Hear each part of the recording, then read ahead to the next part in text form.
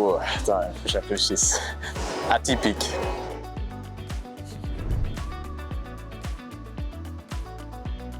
Je crois que la première fois que j'ai monté avec la practice, c'était au concours. C'est quelqu'un qui m'en avait parlé et puis ils en avaient une pour essayer et puis du coup je me suis mis une fois dessus et j'avais essayé au plat et on a le sentiment vraiment d'être quasiment accru sans être accru. Le sentiment de proximité du cheval, c'est quelque chose qui m'a plu. Du coup depuis, moi je l'utilise assez souvent pour monter à la maison, mais c'est une selle que j'aime beaucoup utiliser dans mon entraînement.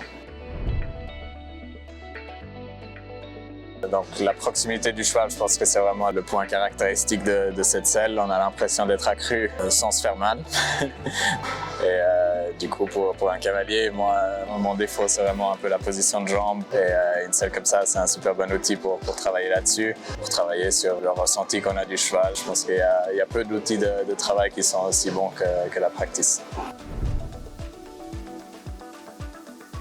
J'ai déjà utilisé sur tous les chevaux, il y a des chevaux que j'utilise plus souvent. Je pense que 1-2 fois par semaine au moins je suis dessus. Après ça dépend des semaines, il y a des semaines où tout d'un coup je suis très motivé pour faire de la practice, j'en fais quasiment tous les jours. Et il y a des semaines où je suis moins motivé pour faire de la practice et puis du coup je l'utilise moins.